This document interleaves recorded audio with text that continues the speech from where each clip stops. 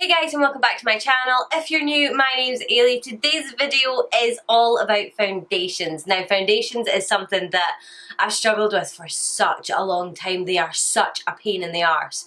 If you have dry skin, you'll understand the struggle. Foundation choice, along with skin prep and stuff like that, is probably one of the most important things in your makeup routine if you have to wear foundation, because if you look like a cakey mess, it ruins the rest of your makeup, so what's the point? So I spent a really long time trying to figure out what foundations worked for my dry skin. I did come to the conclusion though that a lot of the times the foundations that I was using, it wasn't so much their fault, it was more my skin prep and stuff like that's fault, and the products that I use sort of underneath. So if you want a video on my top primers for dry skin, then leave a comment in the comment section below and I'll definitely do that, because I do have a couple. And yeah, let's just sort of get straight on in. So if you have dry skin and you want to know my top picks for foundation that won't accentuate dryness, that won't make you look cakey, then just keep watching.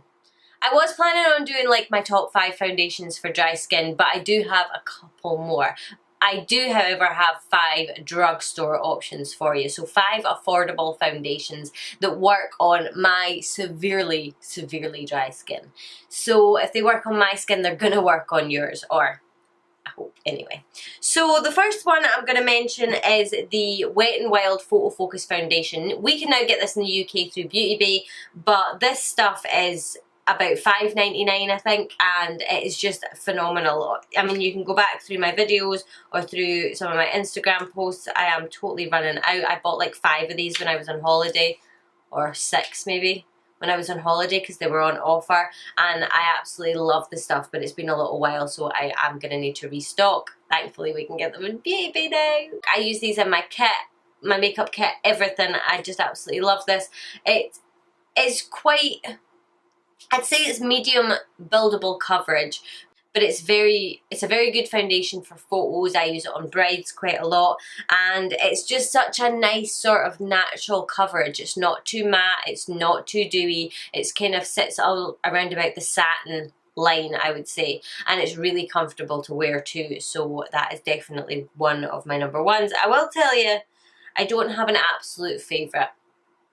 Looking at what I've got in front of me, I definitely don't have one that is my all-time favourite. I like all of these foundations for different reasons, so that is number 1. The next one I have, I don't know if we can get this in the UK. I haven't been able to see it. I've got 2 of these and I'm worried because they are actually running out, so I've stopped using it as much. But this is the L'Oreal Infallible Pro Glow. We can get the Infallible Matte 24-hour foundation, I think it's called, but I haven't seen the Pro Glow anywhere. I got this when I was on holiday in America in CVS, and this stuff, I can't actually remember how much it is, but I will put it on the screen for you. This has actually got sort of light reflective properties in it. It's got almost like a sort of built-in highlighter, so it just leaves the most beautiful sort of dewy finish. I don't know if the camera's going to pick that up, but it just leaves such a beautiful sort of sheeny finish. And obviously if you use a beauty blender with it, it's almost like it's got little pearls in it, and if you use a beauty blender for it, you have to sort of kind of swipe as you dab it on, if that makes any sense, otherwise you will end up with lots of little highlighty dots all over your face. But it's a really, really beautiful foundation. It's very, very, what's the word, dewy, it's a very glowy foundation. On the back it says that it's a radiant finish, it wears up to 24 hours. I wouldn't say 24 hours, I would say long enough, 8 hours probably. Coverage is medium, I would definitely agree with that, but medium buildable, and the texture is airlight. You can feel it on your skin, but it doesn't feel heavy, it doesn't feel cakey. I really like this foundation. Next we have one which is the newest to me. This is the Flower Beauty Light Illusion Foundation.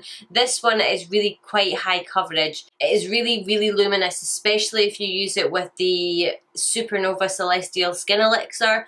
This stuff makes your skin so glowy, but that's obviously kind of a primer part more than anything. You can mix it in with this foundation, but this foundation on its own, it leaves such a beautiful satin finish to the skin. I'm not wearing it today, but I was wearing it, I think, in my last video, and it's It's such a nice feeling foundation. It doesn't feel too heavy, but it is higher coverage, so you can feel it on your skin. It's not quite as air light as you would think, but it's a really comfortable foundation, and it doesn't sit on top of my really dry patches too heavily at all. So I would definitely recommend that one. Next, we have the Revolution Pro Foundation Drops. I've got a couple of shades here. These are probably the highest coverage with the least amount of product. These I actually used for the first time and didn't like because I used way too much. A tiny little bit of this goes a really long way. So I would say if you've used this in the past and you haven't liked it, try it again. I use it with a beauty blender or a Morphe sponge, and I just put a couple of drops on the sponge and blend it out and kind of move it around my face as far as it will go.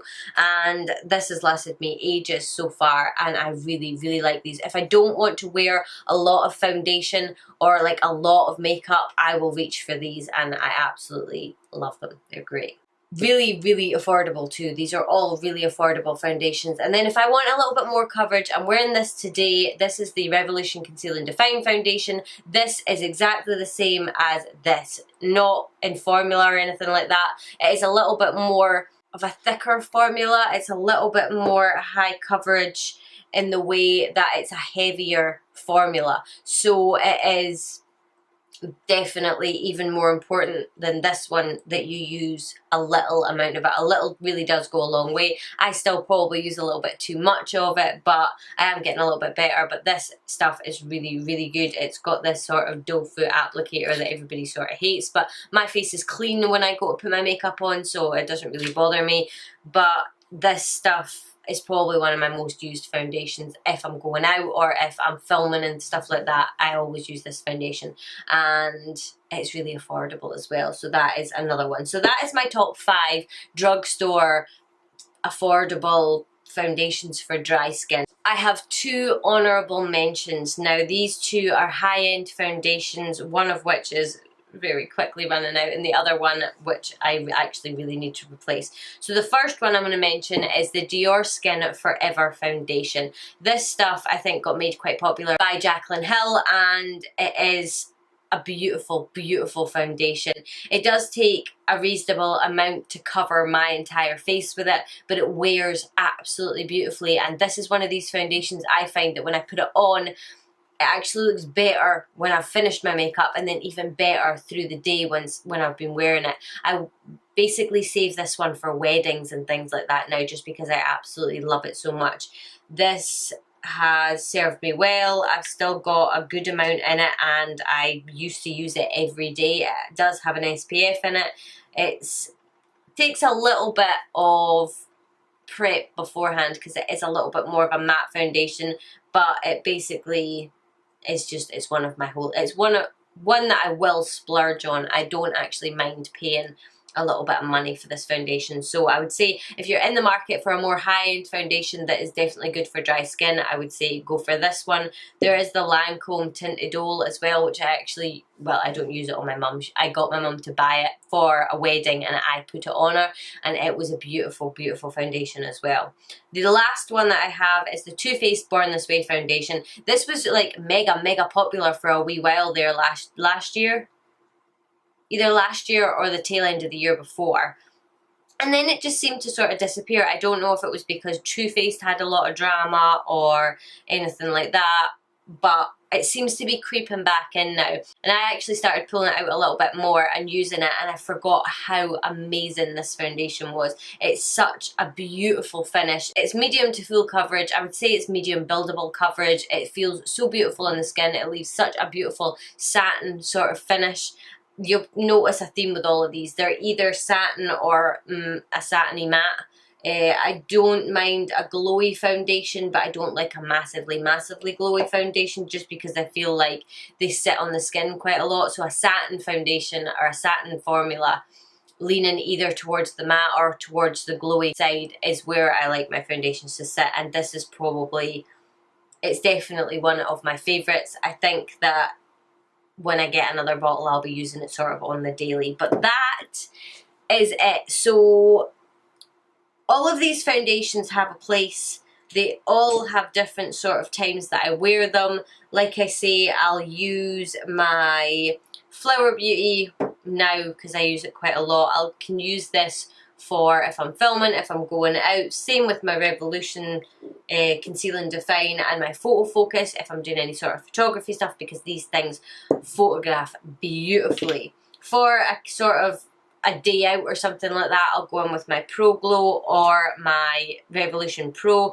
because they're just a wee bit more lightweight and they are like they wear really nicely on the skin, so they're a lot more comfortable. And then very special occasions is this guy, the Dior, and then Too Faced. I'm actually going to replace this and it's probably going to become my new daily foundation.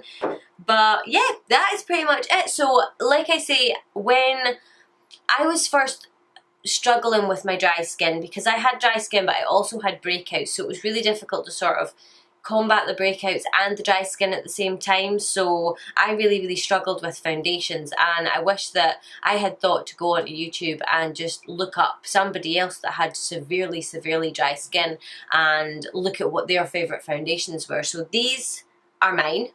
If you want to go out and try them, I really hope that they do work out for you. If you want any information or any more information on any of these ones, like wear times, or if you want to see pictures of me wearing them, let me know in the comment section below and I can definitely do that. I can point you in the direction of where those are, or videos that I'm wearing them in and you can actually see them properly. What works for me isn't guaranteed to work for you, but I really hope that this video is helpful. If it is, obviously I would love if you would give this video a thumbs up and subscribe to my channel. If you'd like to see more videos like this, I post every Monday, Wednesday and Friday, so hopefully I will see you guys in the next one. Bye!